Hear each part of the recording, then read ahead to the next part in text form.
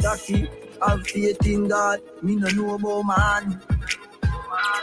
Long time them a try bring me down, and not just now. From a very young, chat me every day with them funny tongue. Them a watch me on the telly now. They're giving up now. We put up a fight. We got to be ready.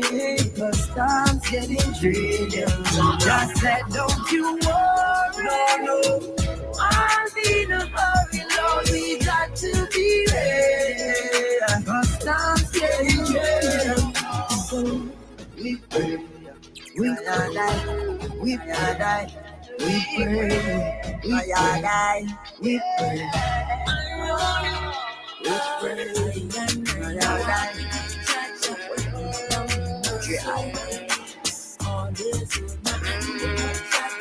Never let me go. I and I still a walk with the Savior. Each and everywhere that I go. Still not left out the Most High. No, I not left out the Most High. I still a walk with the Savior. Each and everywhere that I go. Still not left King Tafari. I not left out the Most High. Here's my hand, walk with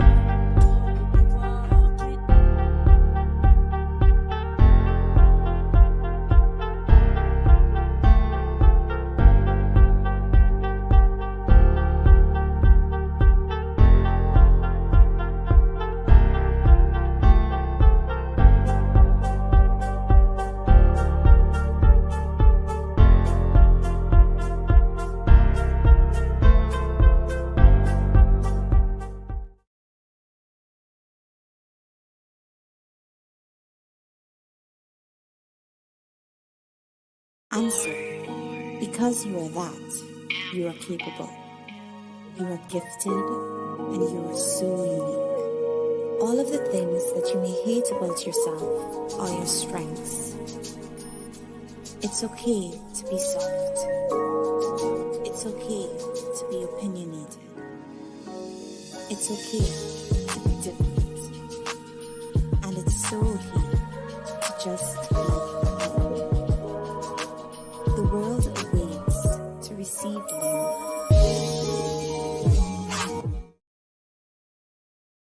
All right. Welcome to Uncensored Enlightenment Talk. And you're here with your host, Grace Levi. Today, I ain't going to start it off as spicy as I usually start it off. It looked like my camera is just crooked, but it's okay. We're going to just have to deal with it right now. All right. So with that goes to say, I have a special broadcast today on Wednesday. You know, I don't always come on Wednesday. I don't always come on YouTube either. I only come on YouTube for YouTube-friendly content.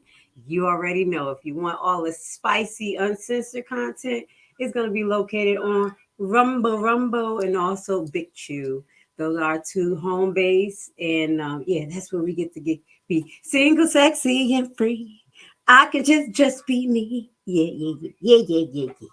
Anyway, so today I have a special broadcast, and I really feel good about actually making a reaction video about Dr. Umar, because this has been a long and coming situation with Dr. Umar related to the school. Was it a school? Was it ever a school where the money went? You know, all the conspiracy theories, and to hear his side or his alleged side in regards to his school process was very troublesome, alarming, not surprising, and all of the above. So we're going to react to that. But before we react to that as well, we're going to react about one of the first things. We're going to start backwards. So basically, I came across this interview, and this interview was brought to you by Daily Wrap Up Crew. So if you ever heard of that YouTube page, they're pretty popular. They got about 178,000 subscribers. And I happened to come across this video, and I want to react to it, okay? So Dr. Umar did this interview, and it was released about 4 days ago. And one of the last things he talked about was actually a comment that Sukihana had made in her rap, highlighting how she wouldn't mind sitting with Dr. Umar. Okay. And this is the same Sukihana that was allegedly assaulted by that rapper on TV. Okay, so I didn't make any commentary in regards to that because many people were going back and forth about that. But what I will say is that what you put out is sometimes what you get, unless you come across a really good person. Okay, hold on one second. Let me see if I can get Missy on the screen. Hopefully, I can. Let me see. Try to get her on the screen. Okay. So before we actually listen to what Dr. Umar has to say, I want to say, see, can I get Miss Suki on a screen so y'all can know exactly. I know y'all know who I'm talking about. You know, she's a beautiful young lady. You know, for what she's worth, and in her rap, I would assume she made a comment about Dr. Umar. So that's the first thing that we're going to address today. What was his reaction? And this tells me, you know, otherwise of what Dr. Umar is showing, what a gentleman is supposed to represent. Okay, let's get it. Let's make sure we got it all on the screen. Words for you and her song. You know what I mean? What would you say to our good sister about that? Sister Sukihana. I never heard of the Queen before a supporter of mine sent me the video. You know, where she said, I'm not going to use her words, but where she said, if I wanted to spend some private time with a man, it'll be Dr. Umar. Right? And then at the end of the video, which wasn't on my Instagram, but it's on my Facebook and TikTok, she says, if Dr. Umar met me, he would shoot his shot because he would see that I'm a beautiful Black African conscious queen. I could use some guidance. I got a little bit of daddy issues. She was very humble, right? Yeah. You understand? Yeah, indeed. I didn't know she was from Wilmington, Delaware. That's where the school is, right? Yeah. I would be open to meeting with her, right? To see where her head is. Because first, it's always politics before Punani for me. So what can we do together to build the community? Now, obviously, her content isn't something I could endorse. But it seemed to me that if she's willing to follow my lead, that she might be ready to make a transition, right? From the raunchiness to the righteousness. And so maybe she'll take all her followers and bring them into a more conscious lifestyle. Maybe, I don't know. That would be a conversation that we would need to have though. But if she decided to turn the corner and leave that content alone for something that is more conscious and more positive for our daughters and sons, I would work with her. And I think we could do a whole lot together too. But she would have to turn that corner because I couldn't endorse the current. Okay, let me stop right here. And let me just say, just towards the end of that, all that song that came in my head was hoochie, hoochie, hoochie mama. Let me stop. No disrespect, Suki, because I'm just going to tell you, I'm from the hood, so I understand. I understand your vibe.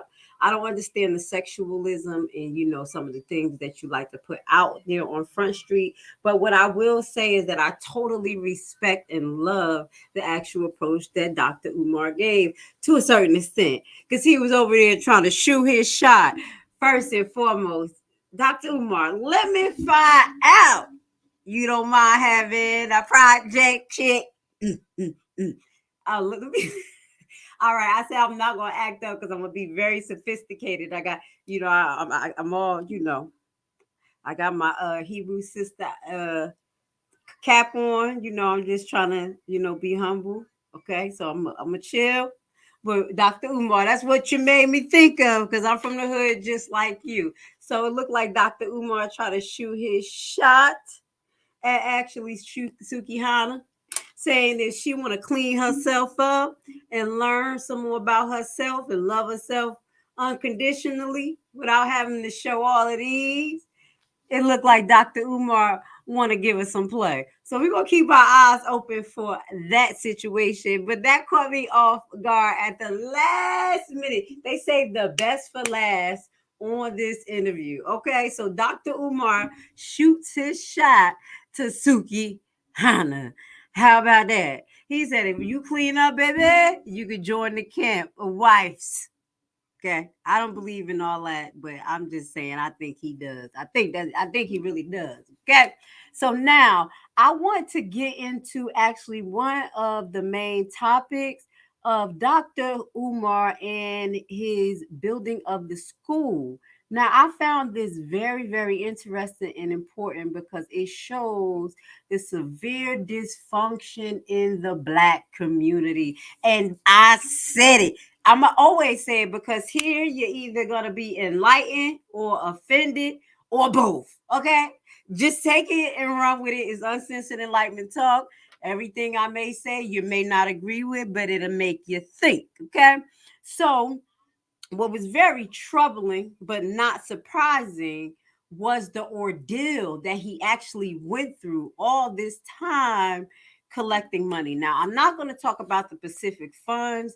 I can't verify the funds that he got in, but obviously, if he still has a PayPal account or some type of like third party account with these other companies under European governance, and he's still rocking out, obviously he's showing some credentials. Because I'm just going to tell you now, on one of my YouTube channels, I am finally monetized. Okay, it's my business page, but are they asking for credential after credential after credential? And I'm like, okay. But because I got all my stuff together, they like, well, we're not going to pay you your ad revenue if you don't show proof. Then you show proof, they ask for a little bit more proof, then a little bit more proof. So it's actually an ordeal to deal with these companies. So let's keep this in mind when we're talking about validity of funds and types of things like that. So let's get into what he talks about, his ordeal by trying to establish the school, the interaction he had and continue to have with the Black community. You know, I'm going to refer to you as Black, but from my last post, all my posts, I know you're not Black, but that's what you want to be called. That's what I'm going to call you. So here is his experience, and we're going to react to it. Black community, I really think you need to listen, and some of you need to be a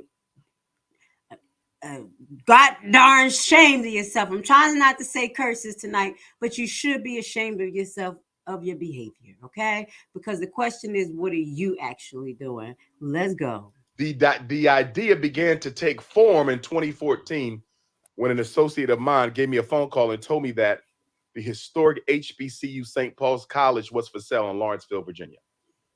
He said they only want $2 million. I said, a whole HBCU for $2 million? 118 acres. I went down there, told them I need this school for our boys. The white people at Motley's auction in Richmond, Virginia. And they said, if you can get us $500,000 in about a month, we might could work with you. So we started a fundraiser. As soon as we started the fundraiser, my detractors attacked it. They called Motley, tried to disrupt the sale. In 2015, a year later, we started a GoFundMe. They sabotaged the GoFundMe, said I was spending the money on my own. So they stopped the GoFundMe, even though I supplied GoFundMe with all the account statements and gave them permission to speak to the branch manager to verify the information.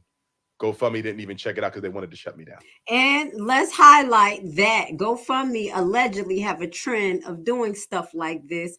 And it's highlighted after this time when they had the truckers protest. If you don't know, now you know, because I know a lot of y'all probably didn't pay attention. The truckers protest in Canada, what they were doing was actually blocking their GoFundMe page, taking the money, holding the money, refunding the money, doing a whole bunch of crazy stuff. So he's not lying about the behavior allegedly connected to GoFundMe and the politicalism behind it and the control tactics that they allegedly use. Okay, so I definitely second that notation because that just happened, and the truckers protest was actually white people. Okay, it's all about control actually, and if you're not going with the narrative of somebody, you may not be able to make power moves. Listen to what he has been going through. God damn. They didn't want to support a Black initiative. So then we learned in 2017, I want to say, 16, that a Chinese corporation bought the St. Paul's College. I couldn't believe it. That in the process of you doing it. Yeah. I couldn't believe that Black people let Chinese people buy a historically Black college. built by our ancestors, coming out of slavery by Father Russell, who was friends to both Booker T. Washington and George. Let me just pause that. Dr. Umar, they didn't even know. They didn't even care. All they was doing was trying to stop your ass from accomplishing whatever you was accomplishing. Anytime that we can go after each other and talk bad about each other, that's what we do. Now, I understand if we have some physical proof. You see what I'm saying? I know we can be impatient, but for it to go this far, baby. So, Dr. Umar, they didn't even know. They didn't even care who bought the school. As long as they were sabotaging somebody, it was okay. Moving forward, shots fired. Shots fired, Black community. I love you guys. I love us all because I'm part of the Black community, but I'm going to call out the bullshit. That's what we're going to do today. So today you're going to be offended and enlightened. That's what you came here for. If you're on this channel, you came to be offended, okay? Because you love it. George Washington Carver. Chinese own it now. So once they bought the school, I said, okay, Black folks are donating. We've always got a lot of donations. They're just low amounts. Quantity versus quality, right? Yeah. The quantity low. Or should I say the quality of the donation low, but the quantity vast. Yes. Right? Okay, get you. So, a lot of 10s, 20s, 50s, 100s, but if you're trying to buy an institution, that ain't quite enough. Right. Got you. Right? So anyway, we said we're just going to get us a day school. So I used up all my frequent flyer miles flying all over America.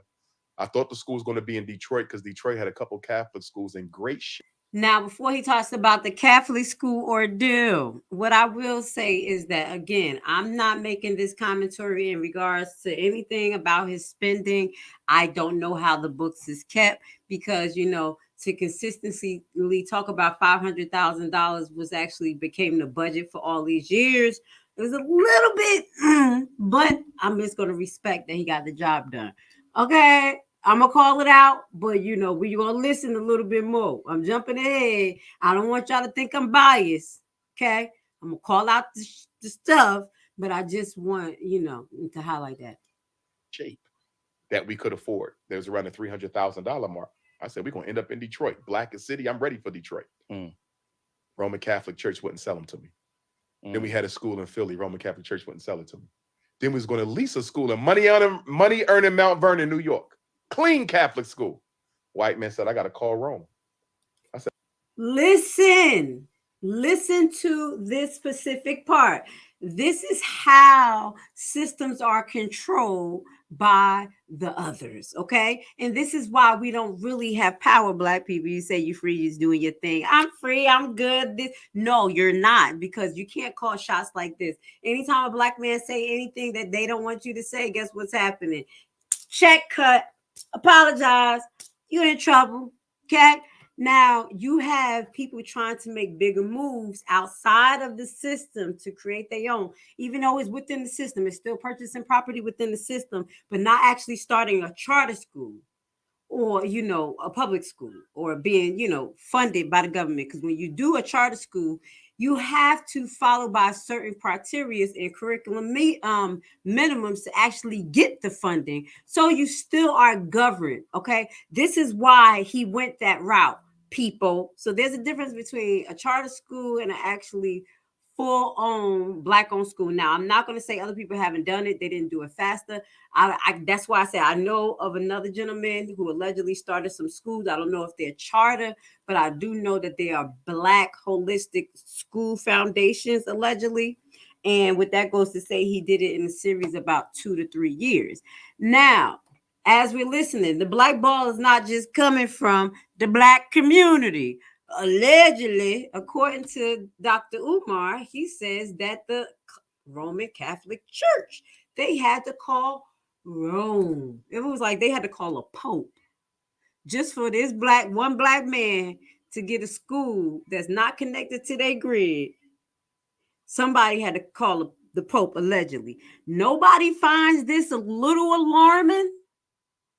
This is something equivalent to racism, the real definition of racism. And don't say you know it when you don't, because it's actually the systematic setup of one nation against another nation to defraud, to keep below, to intentionally harm and destabilize, and much more.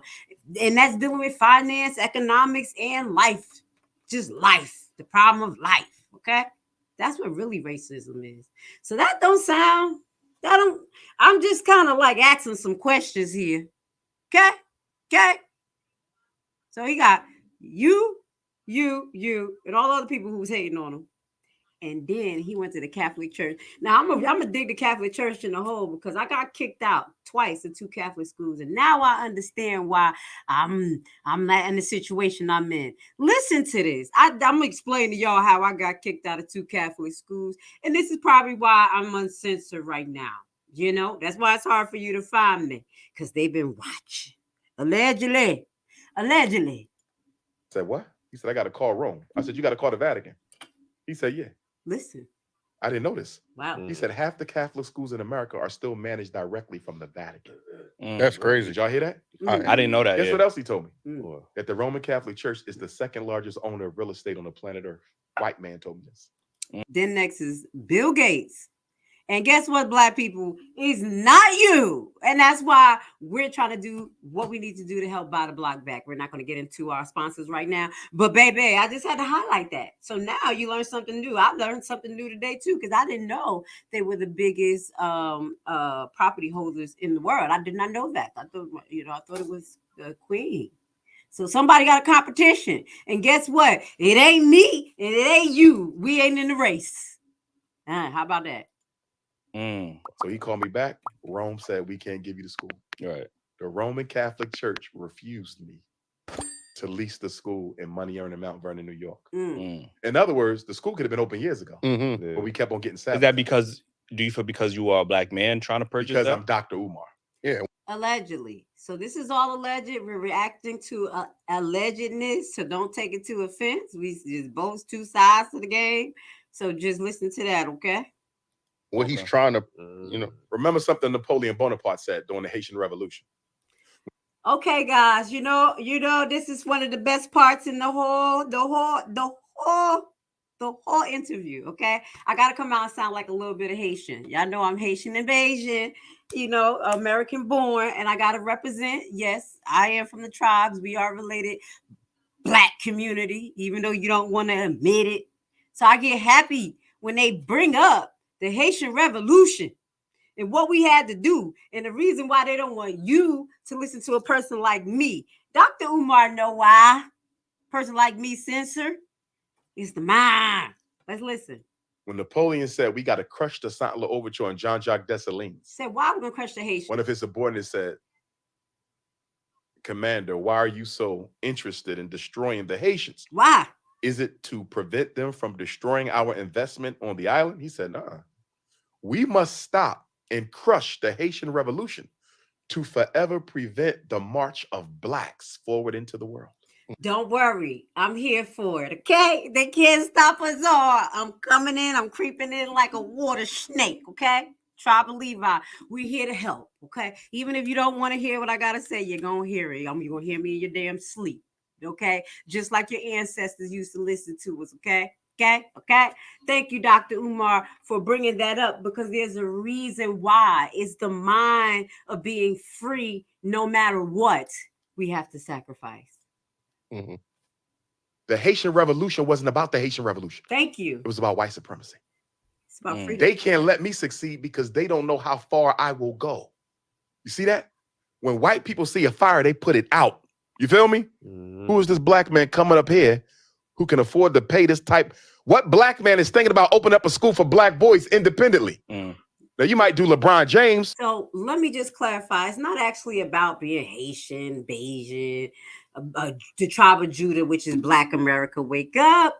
Anyway, it's all about the spirit. It's about the spirit of the Most High Yah. Okay, it's about the spirit of freedom. And that's what we have. And that's what we stand by. And he's going to talk some things about the community, Black community, and how the lack of sacrifice. And then he's going to mention some things about the Caribbean community. And I'm going to talk about that too, because there's 2 sides to this. And we're all suffering forms of brainwash. See, the thing is that I'm just mature enough to admit it. I'm just mature enough to admit it and want to do something about it. Okay. Also, another thing that I want y'all to highlight is some of the communication between him and one of the hosts. is a very I self-indulge commentary, and that's one of the biggest issues in Black America. It's about what I got. One person made it, Oprah made it. That's not how it works. That's not how it works. We have the spirit of Harriet Tubman, all of y'all. Yeah, that's what y'all should have. You go, you come back, you get another one. You go, you come back and get another. It's never enough. Okay? Let's start there. Okay? Let me just move forward. Public school, you just give some money to. You didn't buy, you didn't build it, you don't own it, you don't control it. Puffy, get you a charter school. Jalen Rose, get you a charter school. I'm not doing that. This is independent. We own it. Right? Then I went to Detroit, tried to buy public school. They wouldn't show me none of the public schools in good shape. Chicago, couldn't get none of the public schools in good shape. That's when I realized there must be a national thing out. Right. He don't get no school. You feel me? We had the money and they still wouldn't sell them. So then finally, I come back from Benin, Togo, and Ghana. Now, I'm going to address the Catholic thing, okay, before he actually talk about how God worked for him and persistence and not taking no for an answer, okay? Because that's how I am. We ain't going to take no. We're going to keep asking like, hello, hello, hello. But what I will say is that it's just weird because they are picky about who is within the congregation. And I actually got kicked out of Catholic school in 3rd and 4th grade. How does that happen? And I got the body of Christ right behind me. Okay. I say it's not about the teachers, it's about the heart. No, it's about the heart, not the teachers. Okay. Because people can say things, but if the heart is not in it, then the spirit knows. So as a child, I used to always be like, why? Why I gotta do this? Why? So I could remember the last time I was in one of these churches. It was called Sacred Heart, Catholic school. They have a lot of those. And we were in church and we were praying, and I asked the lady why I gotta get on my knees and pray. I must have been watching too much of Tupac Shakur and all that stuff because I was sure enough on my Black Panthers. I was like, I don't think I want to get on my knees. You got to tell me why. Oh, you can't ask God why. I said, well, God wouldn't put up the question why if I couldn't ask why. And they said, she got to go. She got to go. She's going to corrupt the kids. And this started at 3rd grade. So this is why I understand what Dr. Umar is going through. And I don't believe it's a lot. As you can see, it takes blood, sweat, and tears for me to even get my platform rolling. I got to be on 24 hours, sharing it all over the place, paying for advertisement, and still rolling low. But guess what? I got faith. And I'm just like Dr. Umar. I'm not taking no for answer. Let's go to how Dr. Umar didn't take no for an answer from not only being outed by his community, harassed by his community, and I'm not going to say the ones who funded it actually gave their money because it was very I appreciate it for him. Because anybody who have a dream and every night, like you really want to do this and you have a mission, I don't know if you know how that feels. It hurts. It bothers you when you feel like you can't fulfill your mission. So all of these years from 2014, almost going to 2023, almost about 10 years of trying to do this, he has finally secured 2 buildings. Let's see how he did it. Okay. I'm going to give him credit because who else is doing it? I ain't do it. You ain't do it. But you sure enough call. There were people calling to see if his license was real, he was a real psychologist, all types of stuff, having the board review him. It was out of control, Black America. But then you got scam artists, the sham community that's taking hundreds of thousands of dollars from you. Hundreds. I'm gonna move forward. 2017. Remember the Great North American Eclipse, August 21st of 2017? I remember that. Which is my birthday, Nat Turner Day, Haitian Revolution Day, George Jackson Revolution Day. He gotta be Haitian. I'm on LoopNet. I see the school in Wilmington, Delaware. So this school looked brand new. I go to it on my way down to Nat Turner, came back from Nat Turner, went to Cuba to get my initiation. When I came back from Cuba, I finally got into the schools. I walked around. I said, you know what? These schools are modern. They in good shape. Did my research, found out these schools only 10 years old, 2 of them. They wanted $2 million. That $2 million. We only had $500,000. So that's what I'm saying.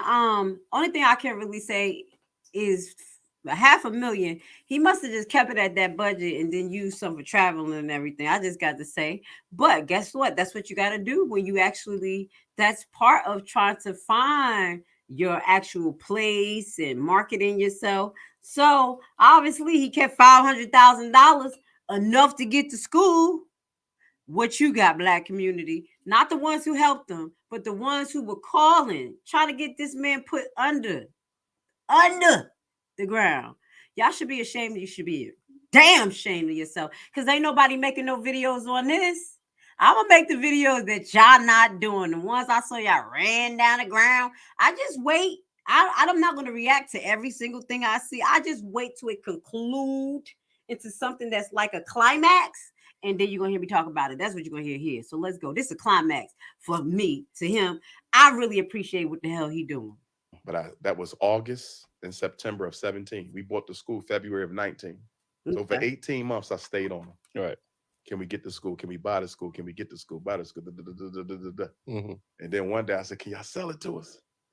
He responded, give us what you got. I said, oh, I talked him down from $2 million to right. We got the school 20. I just want to highlight that one more time, guys. That's God. That's not Umar. That ain't you. And that sure enough wasn't the Pope, because if they knew, they would have been like, no, black man. They wouldn't have called him that. They would have said, black niggas, where you from? Where you from, niggas? That's where you need to go. But guess who works here? The Most High Yah and Jesus Christ made that happen. Go ahead, Dr. Umar. Consistency beats resistance, Black community. I promise you, this is something that you may want to follow. Don't take no for an answer. He responded, give us what you got. I said, oh, I talked him down from $2 million to right. We got to school 2017. I'm happy, jumping for joy. Little did I know, the Black contractors was not going to do us any justice. Yeah. Man. We got robbed. We got scammed, man, our own people. Which is unfortunate, yeah. Very unfortunate. Then one day, last September, I said, you know what? I'm going to have to use white folks. Okay. I'm going to let him talk. Okay, Black community? Because I got a story just as similar. Here we go. I waited 3 years to try to get my people. We got to school in 17. We got to school in 19. I saw it in 17. We got it in 19. This is 2023, right? So February of 19 to 20 to 21 to 22 to 23. 4 years. February, March, April, May, June, July, August. It'll be 4.5 in August. I decided to call up a white man, HVAC.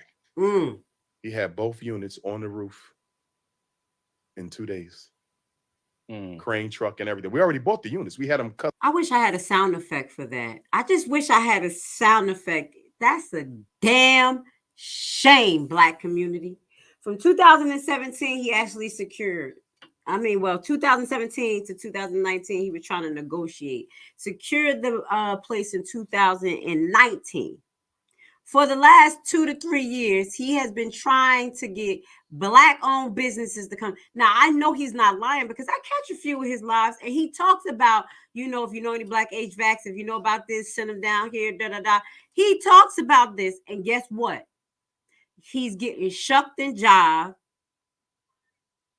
and money taken away from what y'all saying he's scamming, giving y'all to start a project, and y'all not doing a damn thing. Okay? I'm sorry, Black community. I'm just gonna have to say that's sorry. Okay? I'm sorry because that's sorry. That's ridiculous. Okay? The Vatican is laughing at us. They like, fuck it, we ain't gotta do nothing. Give him the school. He ain't gonna make it that far anyway, because they ain't gonna do shit for him. They gonna keep on calling us to tell on us what he doing, what they think that he should be doing, even though they don't know what they doing. Or don't want to give any help. Now, I'm going to say this too. I don't know who's reaching out to Dr. Umar. I do think that he should have a support team. Okay? I don't mind reaching out to him and talking to him about some stuff. He needs a support team of Black people with like minds that understand their power. Okay? And the power of doing for self. Okay? But let's keep it moving. Literally 2 days after calling the white man, guess what got done? The job. The job got done. But then you're going to, support Black-owned businesses. And then going to shuck and jive.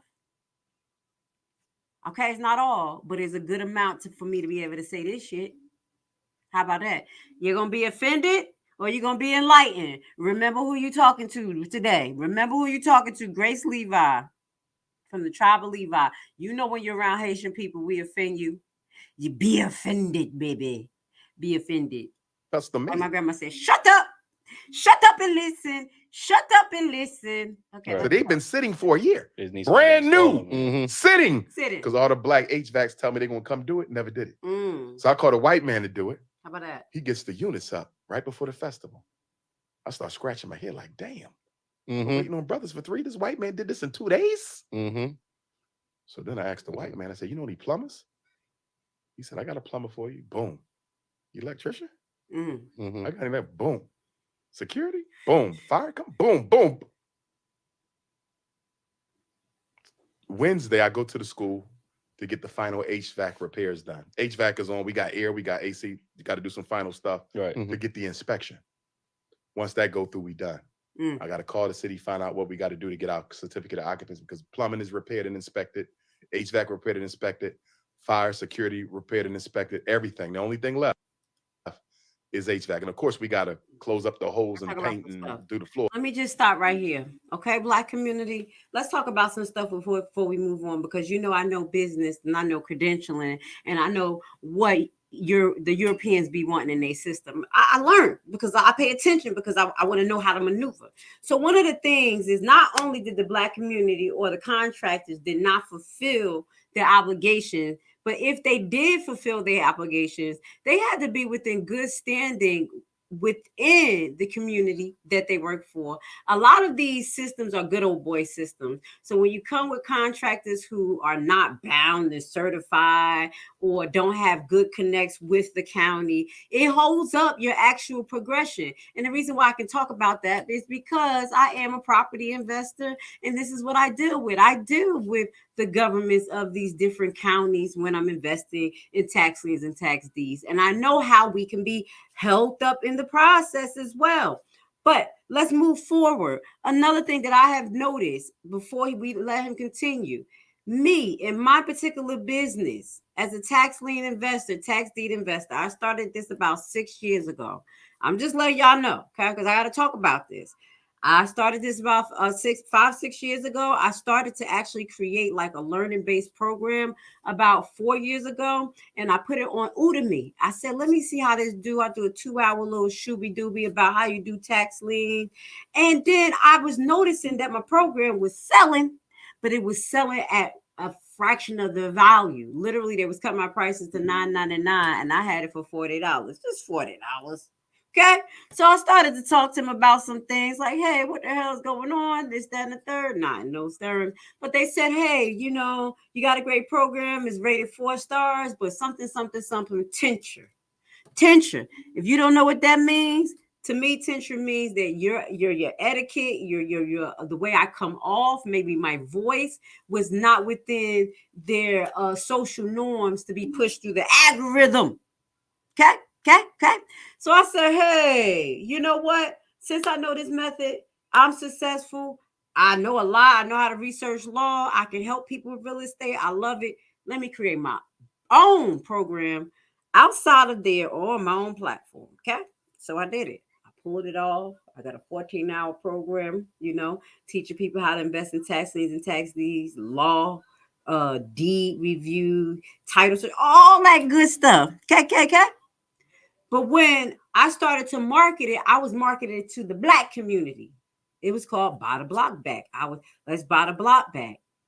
Because the program wasn't the instant gratification program, and people had to read and learn some skills, I didn't fit the social norm, as well as I wasn't TikToking, pop locking, and none of these are hanging out. People didn't know how to take me. You know, my spirit right now, look at you. You're like, Dad, I don't know what to say. Can I put a comment on her page? She probably going to curse me out or God going to strike me down. It's just the Holy Spirit in me. If you all right with God, you'll be okay. I ain't got nothing to say. You know, it's just that make you like that. So I got that spirit, I know, but I don't judge you. All I want is for us to learn. But guess what I had to do? Just to sum up my story. I had to not only polish myself even more so I can get into the algorithm of Google, so I can be in competition with my counterparts, with is part of Europe, it's European men who do this. I learned this from lawyers. And right now, I'm still struggling to get the Black community to support me. The support I'm getting is actually international. And these people don't know that I'm Haitian and Bayesian. They don't know none of this. I'm a Black girl in their face. And guess what's going on? It started off with, guess who he said who bought the first school HBCU that he was supposed to get? China, allegedly. My first batch of 20 students was Chinese students. How about that? I tell you all of that to say, Dr. Umar, I understand what you go through, because it's even hard. It's hard when you're doing something for the Black community. They either don't support you or they blackball you. Thank God y'all didn't blackball me. Y'all probably doing it silently because half of y'all scared of me. You know, scared of me. Let me give y'all another example. I'm going to go off on a tangent tonight too. Because, hey, Elaine, let me go off on a tangent tonight also, because I want to talk about it, because this don't only happen outside of our community towards us. It happens inside of our community on these YouTube streets as well. You know, I want to call it out because it's so sad. I went to a few, and I bet you this before, content creators to say, hey, can I advertise my business on your page? You know, I want to basically teach the Black community this. You can learn a lot. I'll even give you a sample and let you get in, you know, and learn about it and everything, just so you can know that it's valid. Show you what I'm my success. You know, I'm not rich around here, but I can do it. You know what? One of the guys straight ignored it. Okay? He straight ignored it. It's going to pay him for it too. Okay. Second one came with a price, and I like them. They from Jersey. I like their podcast. But they talking about $5,000 for 2 plays. What type of advertising and marketing is y'all learning? Who the taught y'all that? Then I go to Esau, and I go into Google Ads, and I pay $1.25 a click. Okay, a click of an actual person that looks at my website and it possibly converge into a sale. So I'm saying that because Black community, we got to get our damn priorities together. This is terrible. Our mindset is terrible. Yes, it is. Be offended, be judged, or be enlightened, or all. Let's go, Dr. Umar. I'm listening. I just had to cut you off with, I understand your brother's story. Okay? Trifling ass Black community, get it together. Or superficial, beautify, but all the systems, once we done HVAC, we done. Yeah. The sad thing is, I'm sad. Those white men did in 4 months. Baby. 3 months, really. What Black men couldn't help me do in 3 years. Baby. It's the self-hate. It does not giving up on our people though, because yeah. when we go across the street to the Frederick Douglass High School, which is 4 times bigger, I still want to find some Black contractors. We trying. I'm never giving up on my people. We trying. I'm trying. I'm still trying to find some Black people who want to learn how to buy the block back, so I won't be the only Black woman with common sense and know how to do my research about real estate property and acquiring property across the United States. If you don't know what I'm talking about, here you go. The real estate market often seems like a distant world where only an elite of experts is successful. In a time of so much uncertainty in the air and bad news, realist investing can seem intimidating. But today, I want to tell you that if you make the right decision today, you can enter the real estate market from the back door. Bad credit record? No credit at all. Do you dread the idea of having a home loan? Do you dream of owning investment properties? You are in the right place and right time, because we have created a program which is a tax lien and deed investment online course of only 14 hours. This course is specially designed for people like you who have big dreams. You will learn at your own pace and everything from your home computer. This is your chance. Join our membership for $19.99 a year. What are you waiting for? Visit our website primetimehomebuyerBuyback.org and sign up today for course access. All right. I gotta be having to remember I got my Hebrew covering on, so I gotta behave. So I'm about to tone it down. All right, let's finish listening to what Dr. Umar has to say about his experience with the HVAC actually being put up and completed in 4 months. So just to finish off what I was saying, you have to be in good standing with these places so your process can go through smoothly, Black community. So that means that you are supposed to be doing your due diligence to make sure that your business is represented correctly, have good reviews, and you're doing the job to its completion. That's on each one of us. That's nobody else's fault. Let's go. But also have to face reality. Right. And the reality of the fact is we are so psychologically damaged that most of us find it almost impossible to do right by another Black person. And these white folks, they don't even like me. Do you feel me? Right. They don't even like me. But the money But talk. they did the job and did it right. Yeah. It hurt. I'm like, damn. They just did it with no problem. Just came in, knocked it out, cheaper price and everything. And you know what? Guess what? Those people who, not to say it, but I always got to think to the left because I'm militant. Those people who did his school and they know exactly the outline of the school, how it works, where the things are at and everything. Guess what, Black community? Everything is outed. We have no privacy in anything we do because we don't do nothing for each other. So I just had to throw that out there, but it was great that they did that. And this is how my business is doing great. It's doing much better. I had to outsource to other countries. And I'm still dealing with Black people, but I'm dealing with international. I'm dealing with brown people, international. Okay. I'm trying. And I have some here, and let's move forward. Shit ain't consistent. With the people I'm hooking up out here in Atlanta. I even met Jay Morrison. Something told me stay back. Thank God I stayed back because y'all would have been looking at my real estate program like it was a scam, being connected to him in that Black house. Baby, I listen to the spirit. But this is what Black people do. This is what we do to each other. And I say we too. We our own enemy. Look at his face. If I would have just went with whites from the beginning, the school would have been done. But I couldn't do that because that's against what I stand for. So I had to try to use our people. So with this being an independent school, does that mean you can implement your own curriculums? Absolutely. So what kind of curriculums are you plan on teaching at the school? Well, you got to have math, science, language, and social studies. That's required. Right. And then on top of that, we're going to have agricultural and agronomical science, dietary, nutritional science. We're about to buy some farmland right now. We're going to get into that in another broadcast. Y'all probably like, agricultural science and all. Yeah, it's the science to growing food and understanding the land and understanding the weather and all types of stuff that we just don't understand as Black people because we're caught up in TikTok. Now, let's talk about where he talks about the masculinity of women. And I had to really, really give it to him because this is what I've been saying a long, long, long time of why we act the way we act. And Black men have to take responsibility for that as well as the system, as well as us. Because I have said this on other broadcasts. We rough. I'm rough at times, but it's a survival strategy. You remember where I told you our pain comes from our gut? It comes from the pain that comes from our gut, from the things that we saw that we just had to hold in. Now, let this Black man break it down for you, too. And after this, we're going to kind of get to one more part of it because I'm not going to play the whole interview, but I want y'all to see this interview yourself. He touched a lot on the Black community and us really taking advantage. But I'm going to go to Sister Siraj Ali. That's a sister. That is our ancestor who talked on this in the 80s about the way we act as Black women too. Because I'm going to talk about the Black men and then we're going to get into the Black women because I ain't biased. Okay. But he was digging in their ass. This one right here, the one with the big boot. This one is an individualist right here, and I just had to say whatever that's his lifestyle. But everything he talked about in his rebuttals was I.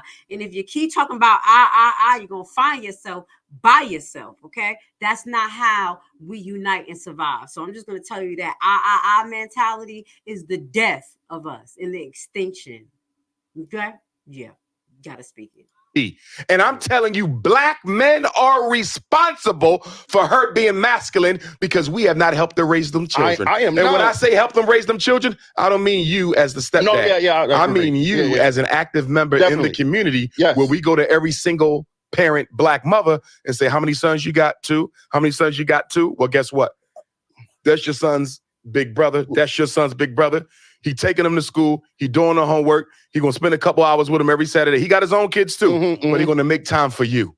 She got masculine because she had to become masculine in order to deal with the rape, the abuse, the domestic violence, the disappointments that men had in her life, and also raising those kids and have to take care of herself all at the same time. The black woman has been the be all in our community for half of a century, and now we want to turn around and say because she didn't do it perfectly enough or remain feminine enough when she had to absorb our responsibilities plus her own, that's insensitive and disingenuous. Thank you to all the ones that judge me. That's what Dr. Umar said to you.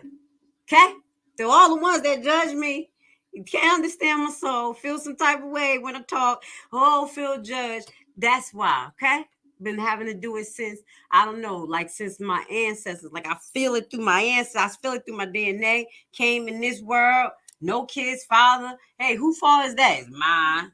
Oh, you chose them. Where I'm from, Newark.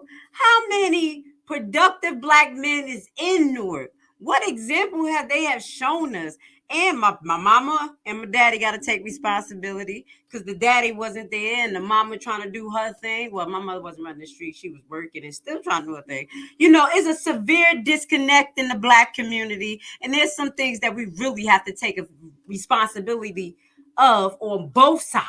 Okay. Now I throw real life situations in because I'm not going to throw your life situations in. I'm gonna just let you know from my perspective, the things that I have experienced. I don't like to, because I know a lot of stories about people's personal lives being a nurse, but I would never disclose that. So that's why I say, instead of me talking about other things that I have heard, I'm going to tell you what I have gone through and how I've seen the psychological effects on my family, in our lives, in our community. Okay. And this plays a tremendous part. The fathers not being in the home, the women craving for love, running the streets, don't know what love is. The mama not showing unconditional love because the mama looking for unconditional love for damn self. Because guess what? It's a never-ending cycle.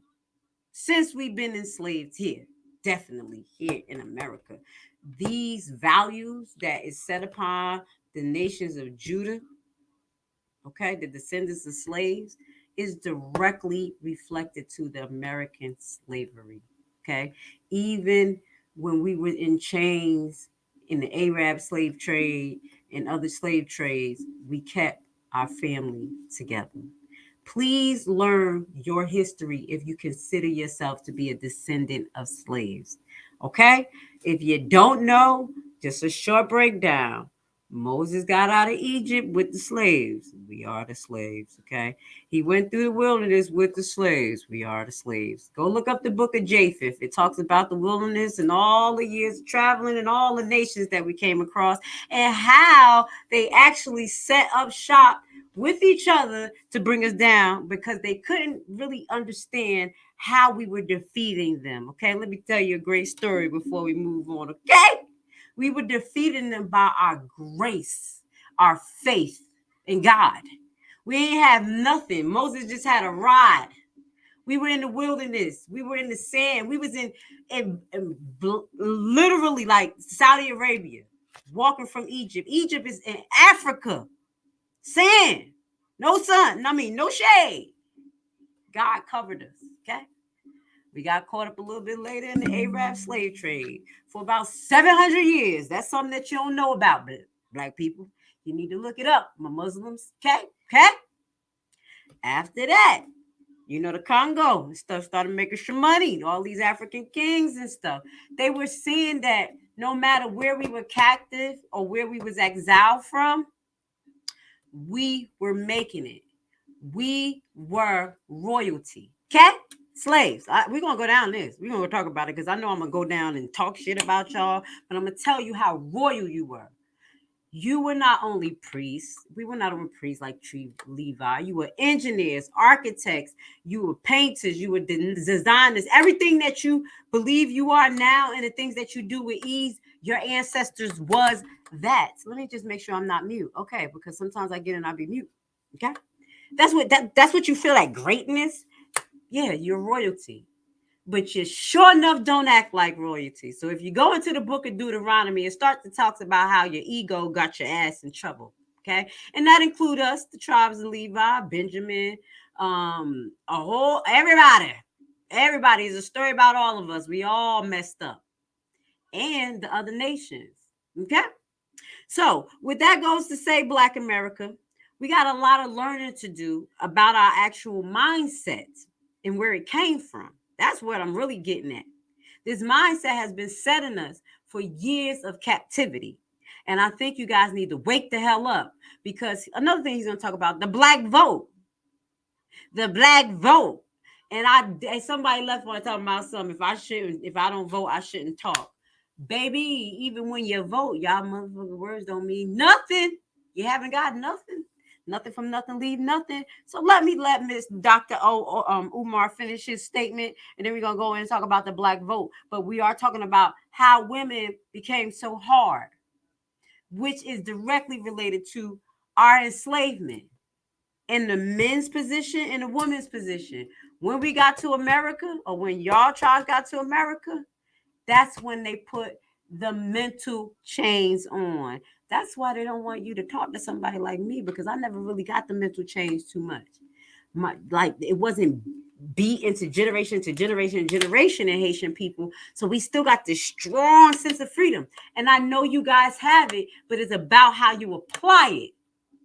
And especially when you have a mindset of I. Baby, you ain't going far. Let's go.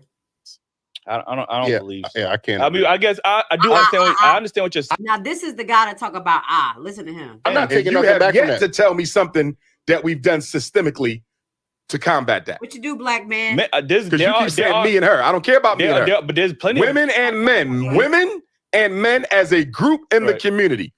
You understand? Right. We gave birth to that. You see? So you say she had a couple kids already because she met men. She probably thought they was good. Some of them, they left her. She knew they wasn't good. You don't know that, brother. She knew they wasn't good. You're making assumptions about her. Would you make the same assumption if she was a white woman? Yes, I would. So no, he should have said, would you make the same assumption if that was your mama? Did you come from a 2-parent household? What if somebody felt about your mama the way you feel about a single mother? Okay? You see what I'm saying? You see the selfishness in this person? Okay? No, come on, man. Nah. Come on. Okay. All right. So let me see. Is this the most played? What is this one? Right. Let me see what this one is about, because there's one more section that I want to get into before we go into a reaction from Sister Sahara's Ali. Y'all know who she is. Understand that, right? I can't have a child unless a woman agrees. And she can't carry one if you didn't put it in her. I agree with that 100% too, right? But whether or not. Okay, this is what I want to get into. This is the last part of this interview that I want to get into about the black vote. Tell me that Dr. Umar ain't lying. Now, if people not sounding now like Ice Cube, not saying that he's sounding like Ice Cube, but we're having a more collective thought, a one united thought, like how Ice Cube said we needed to put our vote together the last election, but then they made the black community go against him, started saying, oh, you think you a leader, who you think you is, when literally his plan literally made some damn sense. It was just all about organization, but we have a tribal rivalry, who's the leader type thing. But when you watch the other nations, they organize, okay? Before we get into the black vote, I just want to just get into how white people organize. You know how I learned how they organize? Through the FEMA education. I said, oh, because I'm a nurse. I had to go down do the COVID thing. We had to get FEMA certified. And the way that they divvied up the actual roles, the chain of command, everybody has some form of leadership. There was no conflict of interest. This is how you go look up go take a FEMA class, Black America. Take a FEMA class, and you're going to figure out how organizations work. But in that actual setup of the FEMA organization, there is room for non-communication, as miscommunication, as well as action taken. For instance, if I have a group of people, 10 people under me, and they bring a complaint to me and I don't bring that complaint to my superior, and there's no check and balance system, that means that that's a break in the chain. This is the shit that they don't want you to talk about with me, because that's what I'm talking about. Organization, grassroots concepts. Baby, uncensored enlightenment talk. Be offended, be educated, or be judged. That's what you came here for. I love you guys. A black woman can have sex whenever she wants, right? Because she's beautiful. She can have a bed mate, but to have a soul. No, this one we want. Right. And whichever one of y'all we vote for, that's who's going to get the votes. And if you do not deliver on what you promised, very next election, you're gone. Thank you. They're going to have to deliver. Can they survive without your 4 million votes? Hell no. Hell no. That's why they said save us for the end and start absolutely shit to make us Listen, happy. Here's what y'all need to understand. Nobody wants an organized black vote. Let me say that again. No black governor candidate wants an organized black vote.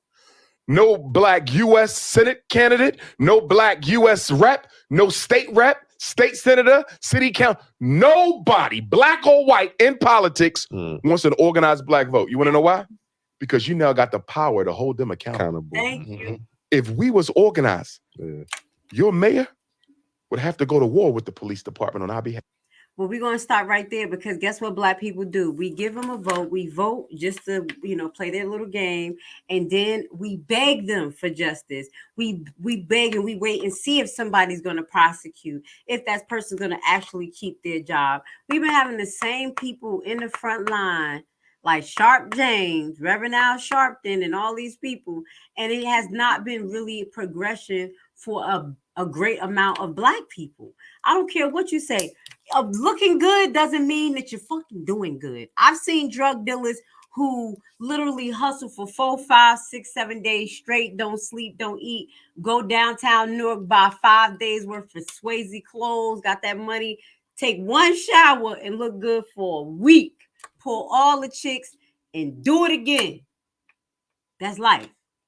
That's life. That's life, while living in a crack building, living in the trap house. Baby, no credit, leaning on the women. Okay, now I'm talking from straight a hood perspective, because we're going to take it all the way down there for the people who can understand that. But that's a lifestyle. But we don't even have to talk about the average drug dealer. We can be talking about the average black man who actually try to represent himself through a form of toxic masculinity, because masculinity to me is someone who's holding it down, who don't really have to be aggressive to execute their stance, okay? And that's usually done because the society and the woman respect them by the things they do, not just the things they say, by the role and the how they conduct themselves, okay? Okay? That's what true, real black masculinity represents to me, okay? Now, all right, so I think we went in for about 1 hour, baby. Yeah, I think I went in on this one right here. I really appreciate these young men doing this interview with Dr. Umar and allowing me to. They didn't allow me, but we did a reaction video today on here, and it's the daily roundup. Daily wrap-up crew, okay? And this was done 5 days ago. There's a lot more, okay, in this live that I think you guys need to go. They broke it down, slavery and the power dynamics, all types of stuff. I can be here all night and reacting to this, okay? But I'm not going to go over an hour of reacting to this. So we're going to remove this off the screen. And I'm going to go into just another important woman or historical figure that I think the black community should remember and should respect. Hold on. Okay, since we on tonight, we're actually representing urban politics. You know, this is on Uncensored Enlightenment Talk, but this is a segment of urban politics. This is our politics, black people. Okay? This is what I call urban politics. And we're going to talk about the things that we need to talk about. So now I'm going to be addressing some of the things that we do as Black women. Now, I want to go back and forth. We're not going to watch the full 29 minutes of Ms. Shahara Ali speaks, but I want you guys to remember who this woman is, okay? This is our beautiful ancestors who had to remind us Black women that we fucked to destroy our men. We fucked up. To destroy our families because we don't know any better, or because we're too lazy, or because nobody has ever called on us to repent. And so then that led me to the study. And so as I was going along, initially I was keeping up with names and addresses and all of those things for that so-called research that they talk about. And then I found out that we didn't have a control group. There was not one set of Negroes that I could point at and say, well, these particular Negroes over here, they didn't suffer from the psychological trauma of slavery, so we don't have to deal with that. I found out that all of us had the same problems. Thank you. And that we were not as different as we think we are. We are all doing the same things. We're all practicing the same patterns of behavior. A pattern is something that people follow because they think it's the right way to go. Now, remember, what I said too is not only for the Black community, because this happens in Africa, it happens in Haiti, it happens in a lot of Black countries, okay? Where we have these messed up dynamics. We don't really support each other. We have a corruption amongst our government against the people. In this case, you already know, it's at least in America, is the European government, because we ain't got no control. But in the other countries, it's actually the Blacks against the Blacks. So just know everything that I did say at the beginning, it is interchangeable about my people too. And well, you know, my people is your people, but you know, y'all people say that you're Haitian, you're not Black, whatever you want to say. Goddamn, it's about all of us. Okay. We have been doing it and approving that behavior between each other because we think, well, this is just how you do it. We have not represented our own ideas. We have not had anyone to represent our own ideas to us. The only place we have learned about how to be a woman or how a man is to be a man is on television. We haven't had that kind of a chance to study ourselves. Is she, wait. Just know that this was uploaded 9 years ago, but this was in like 1980s, okay? Has anything changed? Did we really grow, Black America? I'm flashing back this far because this is when I was born in the 80s. This is when my spirit came to be, okay? So these are people who I resonate with somehow. And I'm going to bring them back to life just for you and me. The white woman has been the only woman we have had an opportunity to study every day of our life. On television, in every magazine we ever picked up, in every newspaper, on every radio. She's been the only model we have had. And if we think that that's not important, then we need to, look at that again. We have studied that, and we have made up and came up with requirements that the white people have set for us for our man. And if he cannot come up to those requirements, then we have decided that he is impotent and unable to be our man because he's disqualified, because he does not qualify by the standards that the white people have set up. And that was one of the things that guy was talking about. When y'all go back and watch the interview, the one that was like, he was talking about the standards of Black women and, basically how they will have a good Black man who's pretty normal. And then if they see someone else who they think got more money, more exciting, living that hip hop life, they will leave that man for that trash. So it's not just Black men not being available. It is actually to our choice. Because once we stop choosing them, then they won't be choosing. Just like with the men. Once you stop choosing the bottom of the barrel women who got all their tatas out and everything like that, and not wanting to change, like Sukihana. I don't know if she want to change, but Dr. Umar Sukihana about to get it on. She gonna be coming in there like, going back in there like, Dr. Umar. I'm just playing. I'm sorry, y'all. Y'all know I just had to throw that back at. Ain't nothing wrong with Black love, but we have to be on the same page, and it has to be on a page of self-development and self-preservation of a whole nation, not of yourself. Okay? It's called the unity in this community. Let's go. We think a good, successful relationship is one where everything goes our way. The first time it stops going our way, then we got a serious problem. We want our man to do everything we tell him to do, but we don't want to do anything he tells us to do.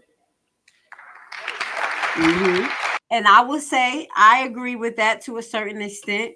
But black man, what the hell you want us to do? That's what you need to think about.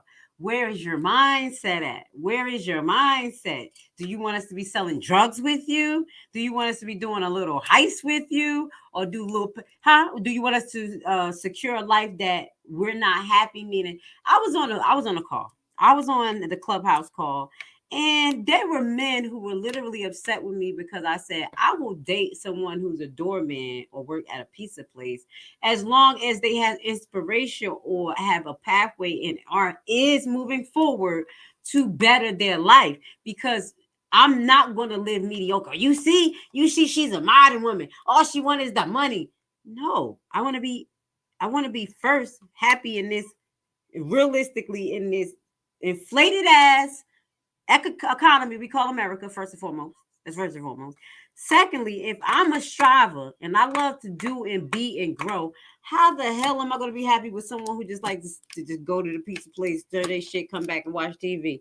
That's not even the type of person I am. So with that goes to say, the mentality of some of our black men is trash. It's trash.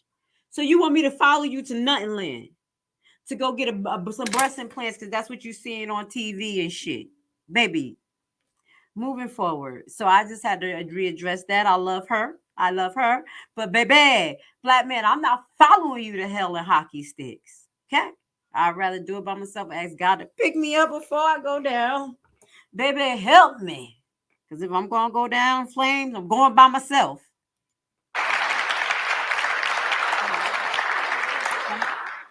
Yeah, it's hard language.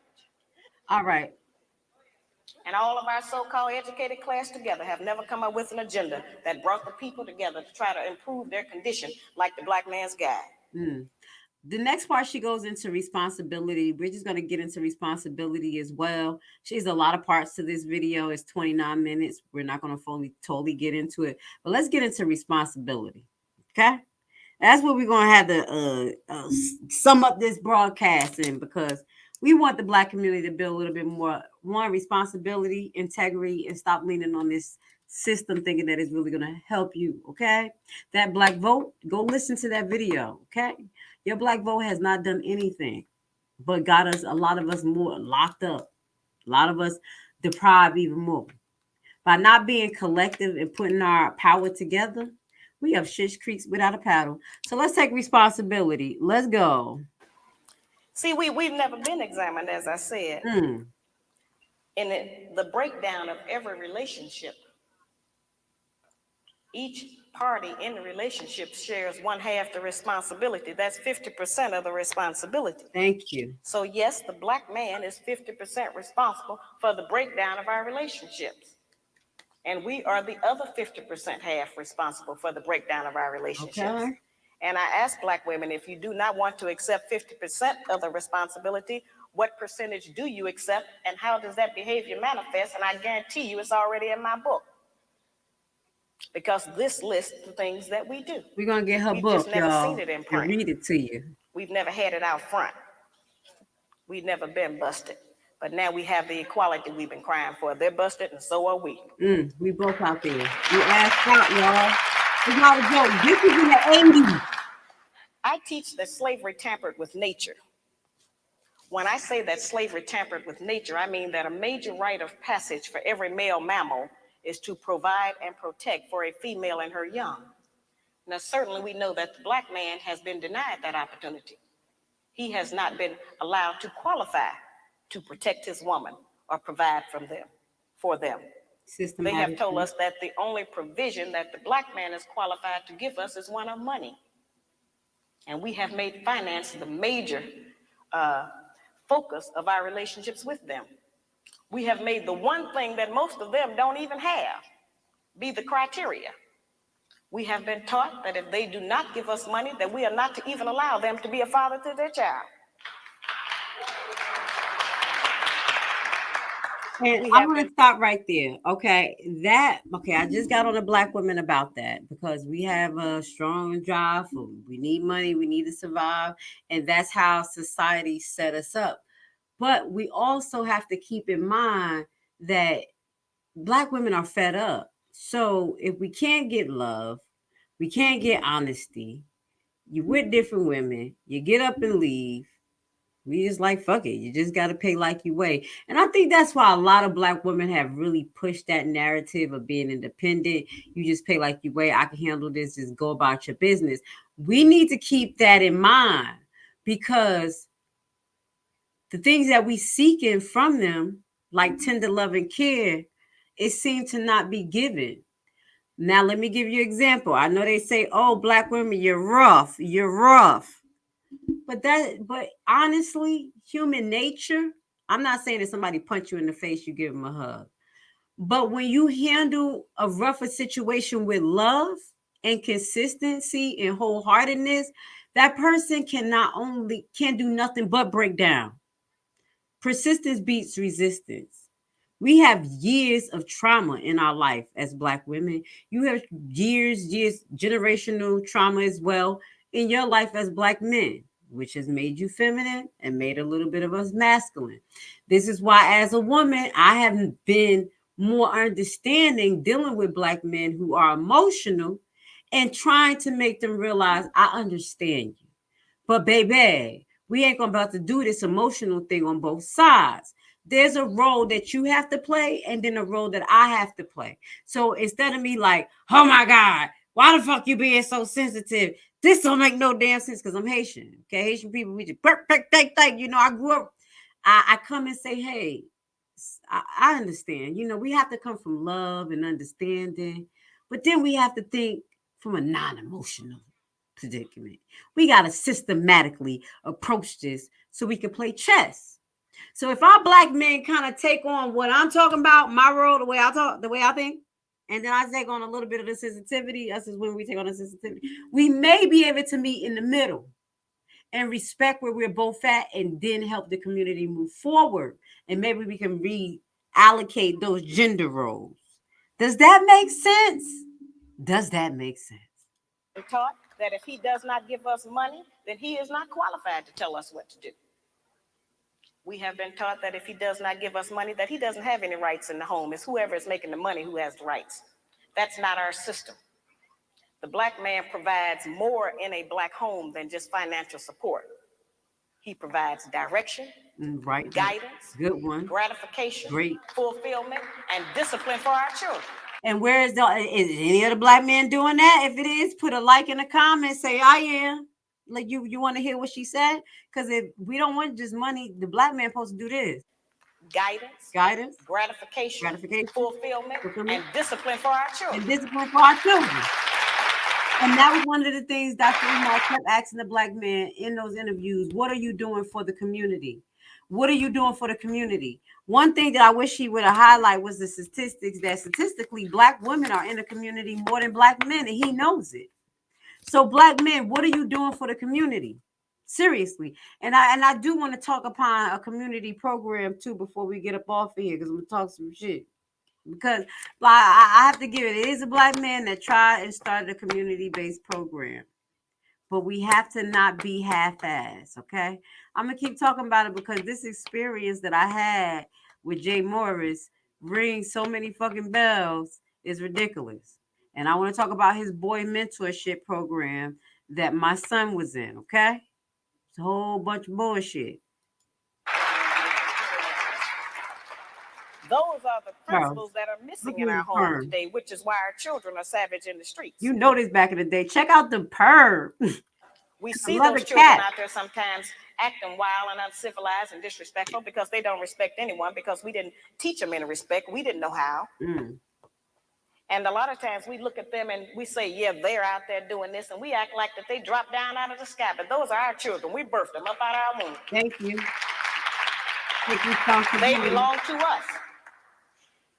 And we are responsible for them. And for every child that's out there out of control, disrespectful, ignorant, and uneducated, they have a Black mother somewhere who failed to do her job, and a Black father who failed to do his. It is not the responsibility.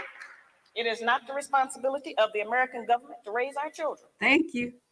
It is not the responsibility of the American government to support our women. Thank you. And it certainly is not the responsibility of the American government to hold our man down. Thank you. I lock him up. Thank you. They made it that This responsibility. book is to allow us to have a new chance to start all over and say, yes, this is what has happened. I didn't make myself like this. We don't get anything from ourselves. We pick it all up externally. Let's talk about black men. Now, I know that many of us have heard a lot about, allegedly, as I said, about how much money I'm supposed to be making. I have to mention that because that's what they mention in all of the newspapers around the country. It's the weirdest thing I ever heard of. So they tried to put out back then propaganda against her in the black community about how much money she making and making men feel more way towards her, and then trying to put out the guys that she's doing this for money. They always had this COINTEL and pro, baby. So she just had to address some things if you don't know what Miss Ali talking about, okay? One article in Emerge magazine before I left, day before yesterday, I come out of Boston. I went back to Philadelphia, and somebody had faxed me a copy of an article out of Emerge magazine. And the magazine said that they were still getting letters about my book, but that they had decided not to print anything else about it because they had decided that my book had made enough money. So I called the editors up. I told my secretary, I said, get him on the telephone. Did you hear what they said? Did you hear what she said? They decided her book made enough money because guess who owns the printing and manufacturing companies here? It ain't me and it ain't you. Okay? And this was in the 80s. Let's move forward. So I asked him, I said, that was a very ridiculous and ignorant remark to make, brother, since you don't know what the book sells for or how many I've sold or any of that. I say, plus, why don't some of you black people get together and go tell IBM and Adidas and Nike and Reebok that they made enough money? Wow, that wasn't even what you saw. Those are the people robbing our people. I said, go down there and tell Xerox they made enough money and see what they say. I have security, mostly not because of black women. We ain't gonna do nothing but fuss. I have security because of black men. And we're gonna stop right there with that. Okay. I'm gonna put what's the name of her book? Let me see. Let's put it up there. Let me see. She talks about her book. Hold on. I'm gonna say she wanted to know Missy Lane. Let's get to it. It's a very serious situation. Let us take a look at what we as black women have produced while we were allegedly backboning the black nation. 1 in every 4 black males between the age of 20 and 29 is in prison, on parole, been arrested. Hold on, let me see if I can find the name of the book under here real quick. Over 50% of our prison population is black, male, growing, and female. We have more black men in prison than in college. 6 out of every 10 black men between the ages of 15 and 44 are unemployed, in jail, got some disease, homosexual, on drugs. I found a book for you. 73% of all the black men in prison were raised by a single black woman in a home with no man. 80% of that 73% suffered child abuse in the home, victimized by the mother. Okay, so let's stop. It's called the Black Man's Guide to Understanding the Black Woman. She has a whole 6-book series on eBay. We're gonna just let you see it right now since you asked to see it, Missy Lane. Thank you for saying that so I can show the community. And then we're gonna move on into just one more part. We're gonna close off so you guys can actually hear from a black slave and their experience. So this is actually the book. These is her book she has. There's a few of them. If you can see it, is it on the screen? Let me just make sure because they all weird. Okay, because they be acting weird to me. Can you hear me? Okay. So all things your parents should have told you. It's time for the black youth to know the truth about their parents. So I don't know what that entails, but it probably got great information. Urban survival for the years to come. We have no plan, no control, no money, and no unity. What will we do? Okay, this is a book all the way from the 80s. Okay, let's move on. This is the one that she was talking about in this live, The Black Man's Guide to Understanding the Black Woman. And that's a dual read for us, for both of us. So I'm going to see, can I get that book? And then we go over it here. The Black Woman Guide to Understanding Black Men. The same thing is a dual read. From reading the summary of it, we both can learn from these books. How to Eat Pork or Life Without the Pig. Now, that's something, different. Here's another one. Are you still a slave? Okay. Avoid getting killed. So let's see. We're going to go into probably 2 of her books sometime this year. We're going to continue to actually see some of her actual interviews. I'm glad I was able to reintroduce her to you. So now what we're going to do, we're just going to close off. This was an ex-slave talk about slavery in the United States. This was uploaded by John Brooks. You're just going to hear a little bit of it. The reason why I'm sharing this with you guys, because some of the things that we talked about was very controversial, but it came from a place. It came from a true place. And guess where that true place was? Slavery, because it actually happened. Don't let anyone disregard what our people went through, the pain, the suffering. And I think the more that we're able to share our history, our real history, we won't forget, and we won't forget where we may end up, because we're getting there fast. And I don't think that we're going down the right path, Black people. Okay, some of us are, honestly. But to close off before I play this, I do want to let y'all know this. At the end of that book that I always talk about, the book that the Black people hate, the Bible, we win. God's people win. And it ain't just the Hebrews. It's the people with the good hearts. It's people with the Christ consciousness. If you don't believe in the book, it's fine. It's okay. But one day you'll come back, and then you'll have hope, a little bit of hope for humanity. But the only way we're going to get there is if we prepare ourselves as a nation. We have to figure out what we are, who we are. Okay? Claim that. Come up with some codes of conduct amongst us. Fuck they laws. Make our own laws. Okay? Self-govern. Treat each other with respect, dignity. The snitches get stitches. Let that mean something for another note, not for criminals. Okay? Okay? This is just a start. Uncensored enlightenment talk. Be offended, or grow and learn, or just love to see Grace Levi talk shit. Here we go. Falk may have experienced the most profound effect. He was a graduate student when he interviewed the former slaves, including the 2 women you hear in this broadcast. Himself interviewed just before he died in 1979, Falk was going on about how he believed in giving blacks the right to go to school, giving them the right to vote, giving them the right to go into anything they qualified for. And then he said he experienced an epiphany. I was sitting out on a wagon tongue with this old black man, and was telling him what a different kind of white man I was. I remember him looking at me very sadly and kind of sweetly and condescending and said, "You know, you still got the disease, honey. I know you think you're cured, but you're not cured. You can't give me the right to be a human being. I'm born with that right. Now, you can keep me from having that. If you've got all the policemen and all the jobs on your side, you can deprive me of it. But you can't give it to me, because I was born with it just like you was." And my God, it had a profound effect on me. I was furious with him. But the more I reflected on it, the more profoundly it affected me. And I realized this was where it really was. Tell you the truth, when I think of it today, I don't know how I'm living. I remember that just as well look like to me, I can. Been slaves all our lives, and mother was a slave, sister was a slave, father was a slave. They know nothing about reading right there. All that I know, they teach you to mind your master and your mistress. Mama them didn't know where to go. You see, after she would go, just like you turned something out, you know, didn't know where to go. They are haunting voices from the past, not actors reading a script or scholars reading a text, but the actual voices of men and women, Americans, who were born in slavery. My name is Fountain Hughes. I was born in Charlottesville, Virginia.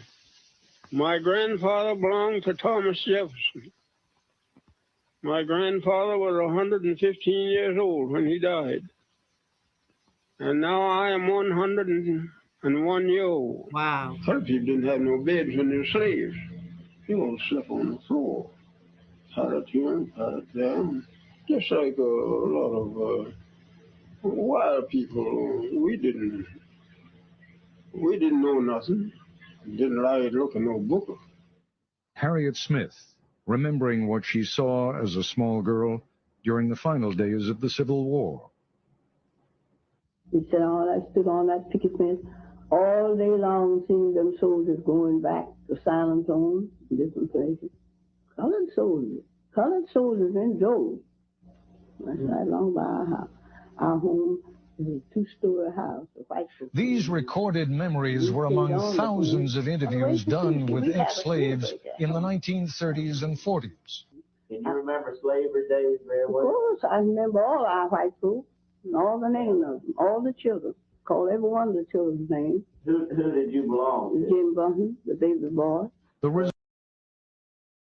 I just want to add that I have met Black Americans who have called their slave family, like slave sisters and slave brothers. I have met people in this lifetime who mothers and grandmothers know their slave brothers and slave sisters. That's what they used to call them. So this is real. I just want to add that, guys. Results of these digitally enhanced recordings are arresting, almost unbelievable.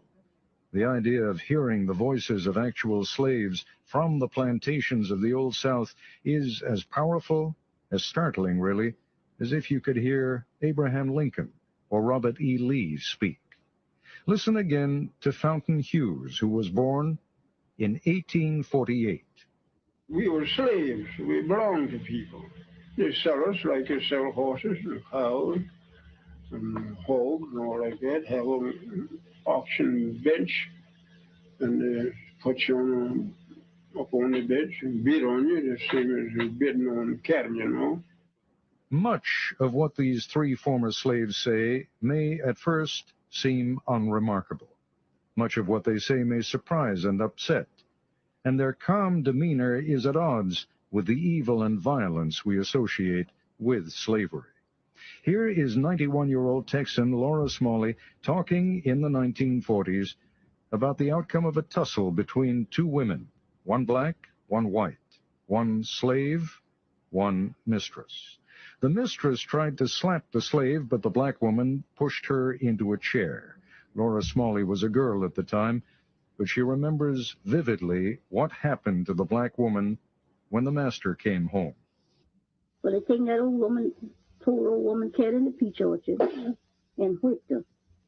And, just tied her hand this way, around the peach orchard tree. I remember that just as well, looked like to me, I can, and round the tree and whipped her. And well, she couldn't do nothing but just kick her feet, just kick her feet.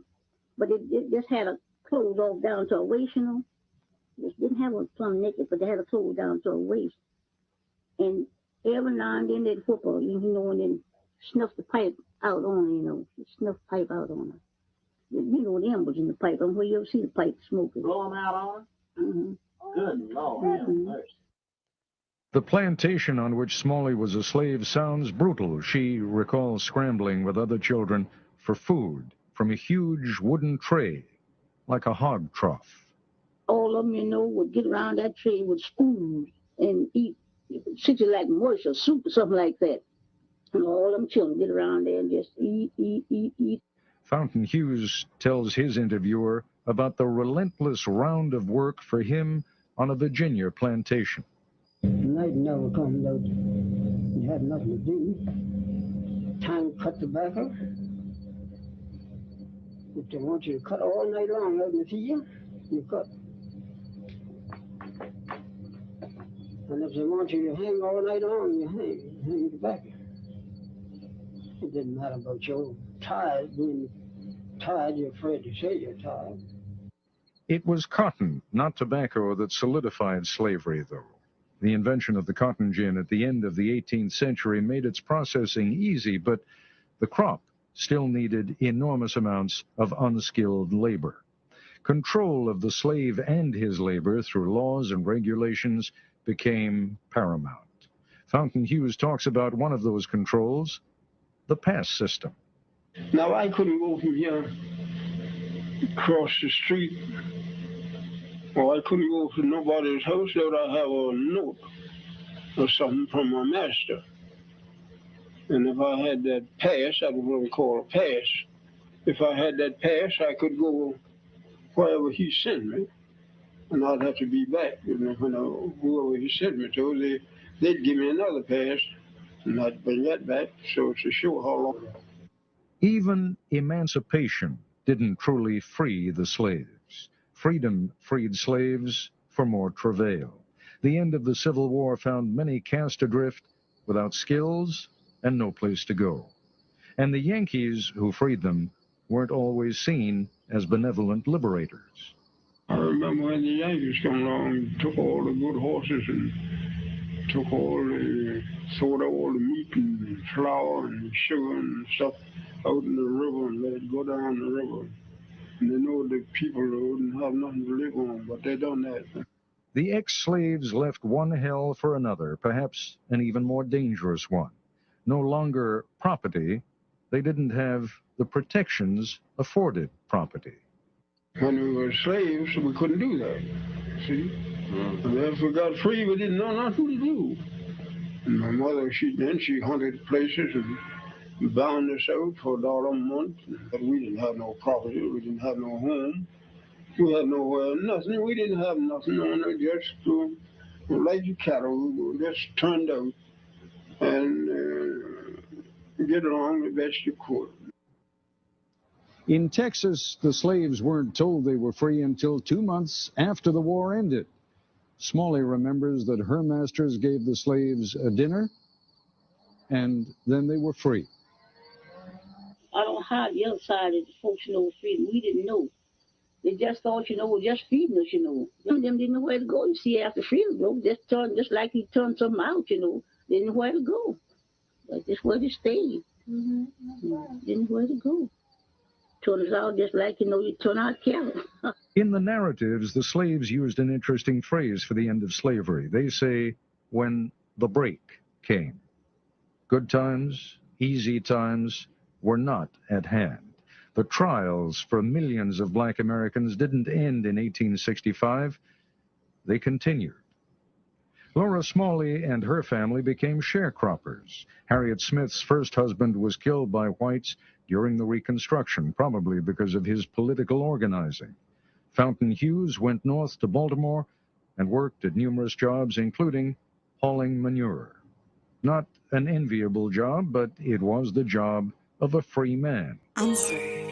Because you are that, you are capable. You are gifted, and you are so unique. All of the things that you may hate about yourself are your strengths. It's okay to be soft. It's okay to be opinionated. It's okay to be different. And it's so okay to just be. The world awaits to receive you.